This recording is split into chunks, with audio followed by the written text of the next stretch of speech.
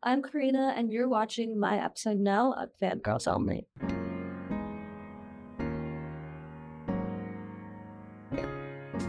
Hello everyone, welcome to this week's episode of Fangirls Only. I'm your host Vanessa Fermo, and today I'm here with Carina. So, welcome to the podcast. Would you like to introduce yourself? Good mini mic. Hello, everyone. Thank you so much, Vanessa, for having me today. My name is Carina, and I'm the pink pop girl from Toronto. Alright, so your recent single, Take It or Leave It, came out just a few weeks ago. So, what's the story behind the song? Yeah, so I do feel like we can all relate on the fact that sometimes somebody wants parts of us or they want to experience us at certain times, at certain moments, but they don't want to have the full experience. And I just think that that's not fair because either you're all in or you're not in at all, right? I think we can all agree on that. So it's just me basically saying either you got me or you don't. I'm going to be done. So take it or leave it.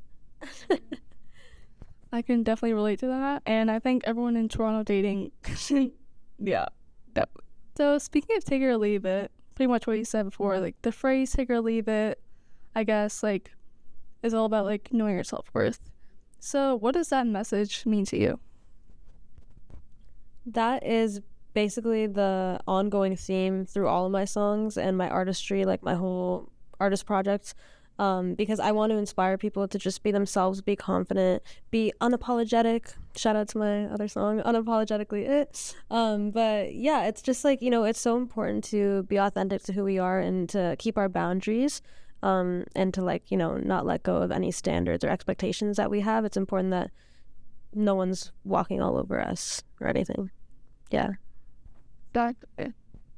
Okay, so obviously if anyone hasn't noticed yet, as you said before, you're Toronto's pink pop princess. What, I guess, like, inspired the pink branding of Carina? Yeah, you know what? People ask me all the time, and it's just something that kind of evolved. Like, it just happened, I feel like, naturally over time. People would kind of relate me to characters like Barbie and Hello Kitty just because of how I started to dress more in my, like, early 20s. Like, I'm 24. I started to kind of tap into more of that fashion.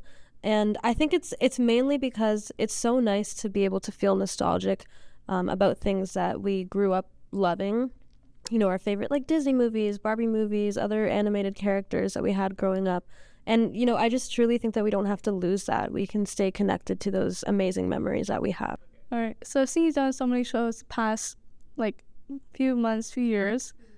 Like from like Pride Festival to the street performances, actual performances, boom. So, what's been the most memorable moment from these shows, or one of them? Yeah, so obviously it's so hard to choose one. So let me shout out three, like the first three that came into my mind. So you did mention Pride. So I am so thankful to Pride Toronto for the opportunity to have performed on the main stage this year at Nathan Phillips Square. So it just passed. It was June 28th. I had a great time. It was just so much fun. Like so many of my friends came out as well. So shout out to them. I'm so thankful for the support. And also just like so grateful to the new people that didn't know who I was but were super receptive of my music and were like hyping me up and everything. And then, like, speaking of Pride, I also did York Pride. So that was in Newmarket. It was, like, a couple weeks before the Toronto Pride one. Yeah, again, like, even though I'm not even from Newmarket, but, like, there were people there that were just, like, so welcoming. And everyone that, like, was working as well, like, with the York Pride Festival was super kind. Yeah, I had a really fun time. And shout out to my backup dancers, too. They always make it, like, a more, like, lively, like, show experience. And then I have to say the iconic opening slot at Rebel nightclub, the biggest nightclub in Toronto. I didn't think that at this emerging point of my career that I'd already be performing at like a really big venue like that because it's about like a 3,000 person cap. But yeah, so I was opening for Connor Price, who is actually from my hometown, Markham, and he went to my high school. Not at the same time because he's older than me, but yeah, shout out Connor Price. That is crazy. All right, so dance is pretty much like a big point of, not big point, a big part of your life and your music career. So when you're writing songs, do you think at the same time you're thinking about choreography at the same time? Like, have you had a moment like that? Yeah, like I don't want to make too bold of a statement, but I truly believe that people that can dance do make some of the best music. Like obviously there's like amazing musicians who don't dance at all and it's like okay, like fine. You guys have your own lane. But like think of like even just, another pop girl who's very mainstream right now, like Tate McRae. Like she gets it. Like she works with her producer and understands like how something is going to translate on stage, you know what I mean? So to answer your question, 100%. I'm always thinking about the choreography. So your most popular song was written by Annalise, Spike, and you as well. Oh yeah. So Spike can come on in as well. Was there a lyric in this song that almost like didn't make it to the final version? I appear. Welcome to the Fangirls podcast. Okay, so Incognito. I don't think so. There were a lot of words that we came up with in the writing of it, but when we came across a line that we wanted in the song, it was just kind of there. It was like, yep, that's the one. Don't be such a weirdo. That's the one. Yeah.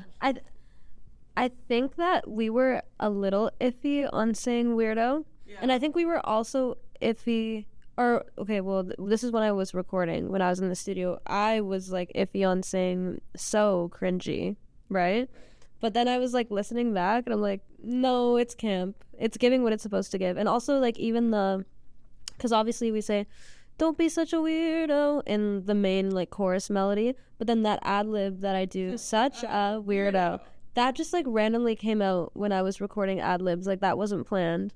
And I was listening back again, and I was like, oh, is that going to be, like, too cringe? But, like, it kind of is, but it works. Yeah. So, like, those were, like, a few things that I wasn't sure about, but it ended up being, like, some of the crowd's favorite moments. Yeah, like, they're all saying it at shows now and stuff.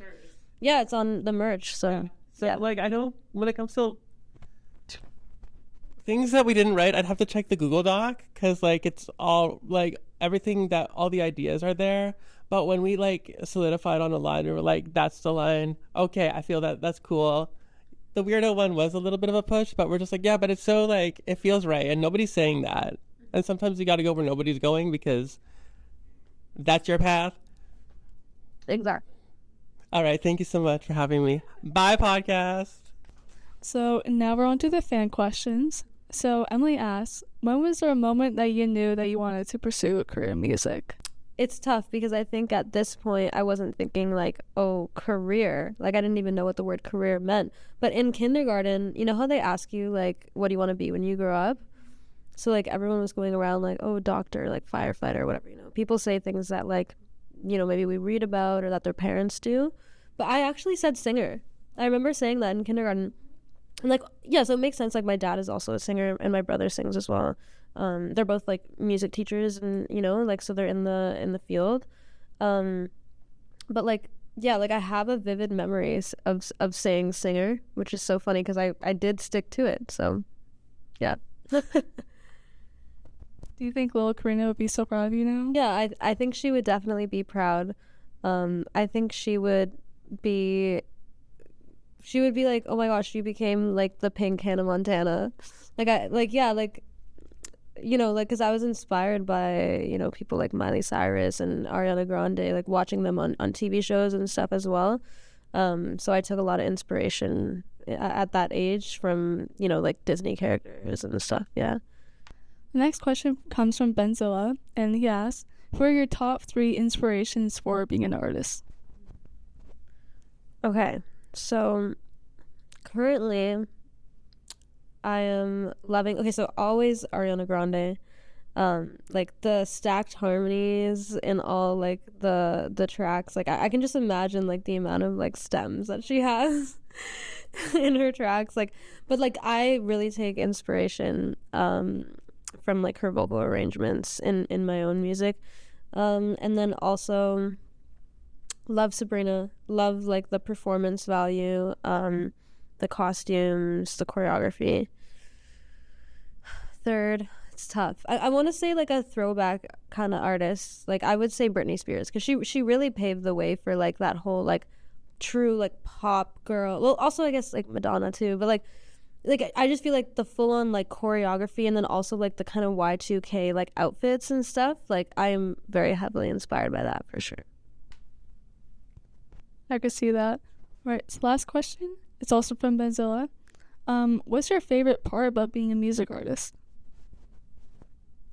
My favorite part is that it is not just about how the song sounds. Like, there's so much more to it than like how something is sounding sonically. It's also about how it looks visually, and like you can create a whole world.